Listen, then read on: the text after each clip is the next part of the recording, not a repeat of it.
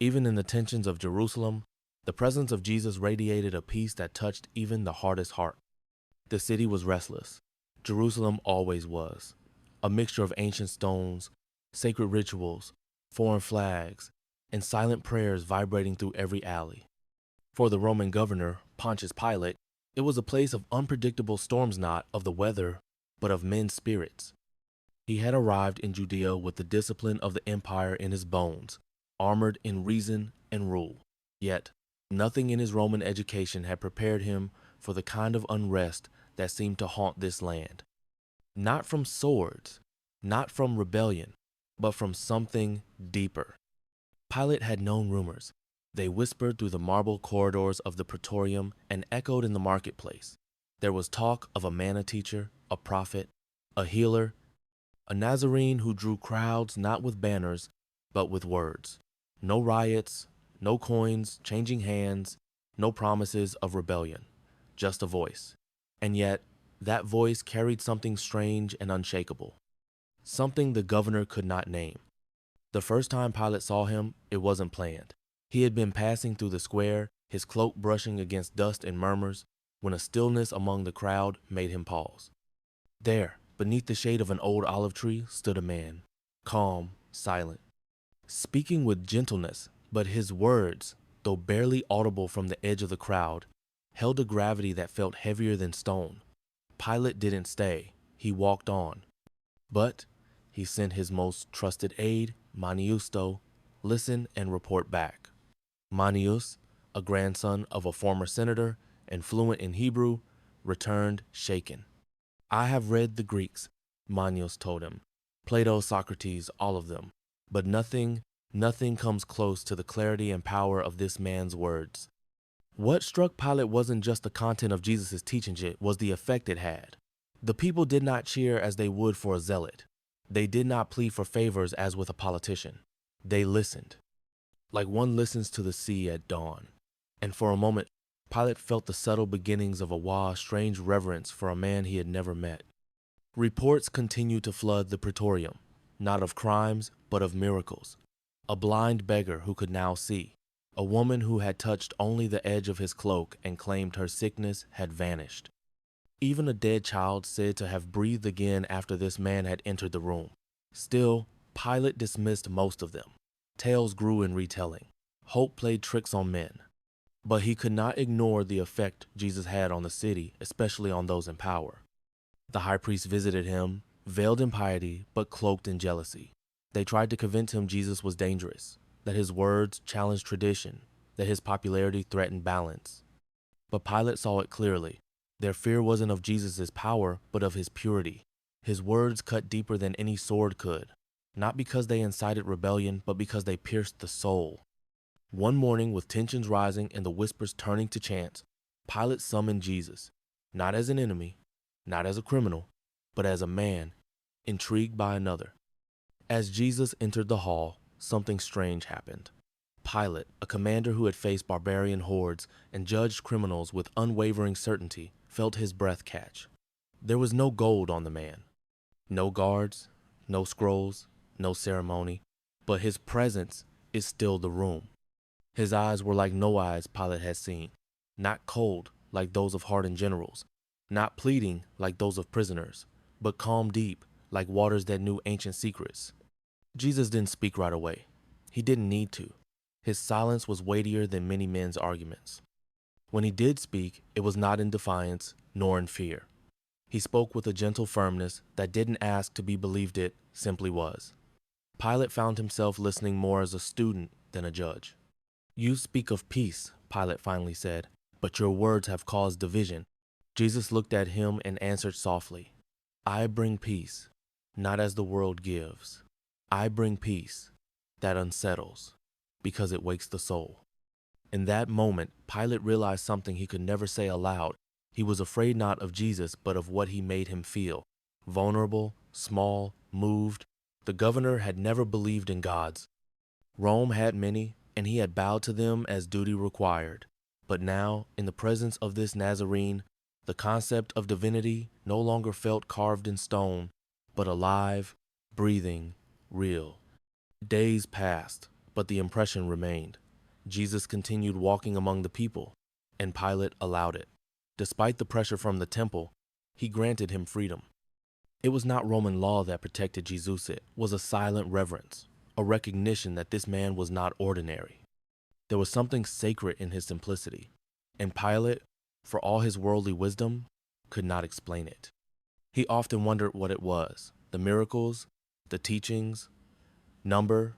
It was something else. It was how he made people feel seen, loved, not in grand gestures, but in the way he looked at them, as if he truly knew them, as if he understood their burdens without needing to hear their words. And maybe that's what terrified the leaders most, not his claim to be the Son of God, but the fact that people began to believe he was. One afternoon, Pilate watched from the window as Jesus sat with children, laughing quietly as they touched his robe. The sky was warm, but Pilate felt a chill. Something was coming. He didn't know what, but he felt it in his bones, like a tide beginning to shift. He would soon discover that peace, when true, does not come without conflict, and love, when divine, does not leave the world unchanged. If this story touched you, become part of our growing community. Subscribe to the channel and like this video to help us share more messages of peace and faith. We'd love to know you. Comment your name and the city you're watching from, so we can send you a special blessing in our next video. Let this be the beginning of something beautiful together. Faced with injustice and the pressure of the crowds, Pilate was not confronting a criminal but a silent light that seemed larger than the world itself. The pressure had begun to mount like a storm before it breaks. The whispers had turned into accusations, the prayers into protests, and the name of Jesus was now not only heard in the corners of the city, but shouted in the open streets. The city of Jerusalem, already fragile under the weight of tradition and foreign rule, trembled as if something eternal were about to be decided. Pilate felt it. He was no stranger to unrest, had governed difficult provinces, endured riots, quelled uprisings, but this was different. This was not political. This was not about taxes or territory. This was something sacred, or at least something that trembled on the edge of the sacred. The priests, the elders, the guardians of the law, they came to him cloaked in urgency. Their faces were solemn, their voices grave, but beneath their concern, Pilate saw fear. Not fear of a violent revolution, fear of a man who did not seek to take power, but to free hearts. Fear of truth wrapped in humility. Fear of light that exposed shadows long protected. This man, they insisted, blasphemes. He calls himself the Son of God. He threatens the law, the temple, the very soul of our people. But Pilate, though trained in logic, found himself wrestling with his own heart. Could a man like Jesus, gentle, composed, speaking of love and mercy, truly be guilty of a crime deserving death? He tried to push the decision away. He sent Jesus to Herod, hoping that the tetrarch would settle the matter. But Herod, whether out of fear or strategy, sent him back. And so the responsibility returned to Pilate's hands, heavier now than before. The square outside the palace began to swell with people. Word had spread. Jesus had been taken. The crowd, stirred by whispers and stirred again by bribes, began to cry out, "Crucify him." The sound struck Pilate like a blow. He stood at the window staring out at faces twisted by something darker than justice. He wondered how quickly love turns to hatred when truth confronts comfort. He called for Jesus to be brought before him again. And once more, the silence. Jesus stood in the courtyard, bruised but unbroken. There was a quiet around him that was louder than the crowd. Pilate looked at him, trying to find fear, anger, resistance, anything that might suggest guilt or even resentment. But what he found instead was sorrow. Not sorrow for himself, but for them. For all of them. "Don't you hear what they're shouting?" Pilate asked. "Speak, defend yourself." But Jesus did not plead. He did not resist. He looked at Pilate with the same steady gaze that once calmed storms and called the dead to life. And in that gaze, Pilate saw something he could never forget: forgiveness, even now, even here. It was unbearable. Pilate turned to the crowd and shouted above their roars, "This man is innocent. I find no fault in him." But they would not listen. And then, in a desperate attempt to save him without inciting revolt, he offered them a choisa tradition, One prisoner would be released for Passover: Barabbas, a known rebel, or Jesus. The crowd chose Barabbas. Pilate couldn't believe it. He pleaded again. He cited the law, reminded them of the inconsistencies, the lack of evidence, the ancient rule of fasting before judgment, of the need for the Sanhedrin's full approval. None of it mattered. Reason had fled the city. In the chaos, a woman, his own wife, sent him a message. Have nothing to do with that righteous man. I had a dream about him today. He is holy. He is innocent. Danger will come if you condemn him. But Pilate already knew. Still, the voices outside grew louder. Crucify him. He stood before the people, his hands shaking. A bowl of water was brought. He dipped his fingers, then raised them high. I wash my hands of this. His blood is not on me. But his heart remained heavy, as if no water could cleanse the weight of what was unfolding. He watched Jesus be led away. The sun above seemed to dim. The sky itself seemed confused. Pilate turned away from the balcony, unable to breathe. He had faced many verdicts in his life, but never one that felt so divine. And in that moment, as the crowd erupted and the soldiers prepared the cross, a strange stillness fell again in the air. A silence, a pause, as if heaven itself was holding its breath. What had he just done? If these words stir something in your soul, let that light grow. Like this video and comment AMM to receive a blessing in your life today. Tell us the city you live in so we can include you in our prayers and send blessings your way by name. You are part of this sacred moment. Let's keep walking this path together. Even in the agony of crucifixion, the love within Jesus remained untouched, and his serenity revealed a heavenly strength that transcended death. The sky had darkened, not just from the hour, but from a sense of weight in the air that words could not explain. As the soldiers prepared the cross, some looked at the sky, others at the ground, all strangely subdued. They were hardened men, trained for execution, yet something about this moment stilled their hearts. Jesus did not resist. He carried the cross with a quiet determination, blood tracing the path where his feet stepped, but his eyes, even now, searched the faces around him, not to accuse, not to condemn, but to see them, to love them. The streets of Jerusalem, so often filled with merchants and prayer, had turned into a corridor of sorrow. Men and women, elders and children, lined the path to Golgotha. Some wept openly. Others stared in silence. Many had believed he would free them from Roman rule. Few realized he had come to free them from something far deeper. Among the crowd was a woman, his mother. Their eyes met. No words passed between them, but everything was spoken in that gaze. Pain, love, a knowing that this had always been the path. That the cross was not defeat, but fulfillment. When they reached the place of the skull, the soldiers performed their task with cold precision. Nails were driven into flesh, wood soaked in blood. Yet no curses left his lips, no cries of vengeance. Only silence, and then prayers. Father, forgive them. They do not know what they do. Pilate watched from a distance. He had not wanted this. He had tried to prevent it. But now, as the man he had once protected hung between earth and sky, something in Pilate broke. The crowd had its way, the sentence was fulfilled, but at what cost? The hours passed slowly. Darkness covered the land, though it was still day. The temple shook, the veil began to tear, and through it all Jesus remained, like a flame untouched by the wind. One thief mocked.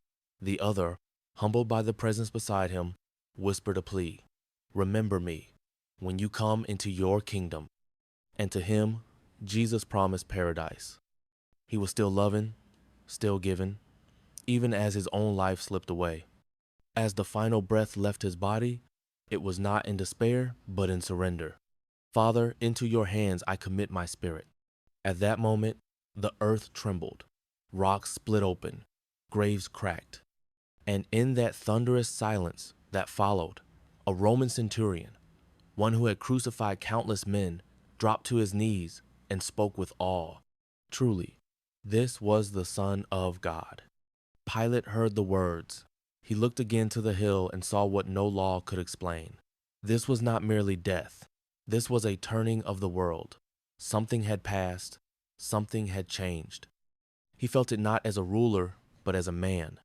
Jesus was gone, yet something of him remained, lingering in the wind, echoing in the heartbeat of the earth itself, a presence that death could not silence. And in the stillness that followed as clouds slowly parted and the sun attempted to return, those who had cursed him now whispered in grief. Those who had mocked began to wonder, and those who had loved wept. But this was not the end. When the tomb opened and life triumphed, the world was never the same, for love had overcome the impossible. 3 days had passed. The city had grown quieter, but the silence was not peace, it was confusion. The man they had feared, followed, crucified, and buried was gone. The stone had been rolled away. The tomb was empty. Pilate received the news at dawn. A servant ran breathless into the hall, eyes wide, voice shaking. "He's not there. The tomb is open. His body, it's missing." Pilate stared at him, not in disbelief, but in inevitability. A deep, solemn certainty had settled in his bones ever since that final breath echoed across Golgotha. He hadn't understood it fully then, but now, something within him whispered, "This is not theft. This is victory." He summoned the guards, shaken men, trained soldiers, trembling like leaves in the wind. They spoke of a light brighter than the sun that descended over the tomb, of music not from this earth, of a presence that froze them in place. And then, stillness, and silence, and nothing. The body was gone. Whispers began to spread like wildfire, among the disciples, among the market stalls, along the temple walls. "He is alive." The priests panicked. They offered coins to the guards, urging them to Lieto, say the body had been stolen. But no lie could stop what had begun, because this was no longer about a man. It was about a truth too radiant to be hidden, a truth that had defeated death itself. Some said they saw him walking along the road to Emmaus. Others claimed he appeared in a locked room, bringing peace with nothing more than his voice. Mary of Magdala declared she saw him in the garden, and when he said her name, it was as if the whole world had been made new again. Pilate stood alone on the steps of the palace, looking toward the eastern hills. He had lived through the judgments of men, the cunning of rulers, and the fury of crowds. But nothing had ever moved him like the quiet majesty of the one called Jesus. Not in life, not in death, and now, not even in resurrection. He thought of the day they met, of the way Jesus looked at him not as an enemy, but as a soul. Pilate had washed his hands, but he could never wash away the echo of that gaze. Now he did not feel guilt. He felt awe. The world would try to explain it, to reduce it, to silence it. But deep within the hearts of those who had seen, touched, and believed, a fire had been lit, not of revolt, but of redemption. Not of vengeance, but of grace. And from that day on, every sunrise carried with it a whisper: "He is risen." Not in legend, not in rumor, but in truth, in glory, in love. Jesus, the crucified, was now Jesus, the eternal. And nothing, not empire, not hatred, not even the grave, could ever undo what had been done. If you felt something beautiful awaken in your heart, don't stop here. Click on the next video that's now appearing on your screen. What you'll discover there will be glorious and revealing for your life. Let this journey of faith continue. Please like this video and subscribe to our channel if you haven't yet. We are a family, a community of light and hope. Write amen in the comments and tell us from which city you're watching so we can bless you by name in our prayers. Thank you for being with us. Amen.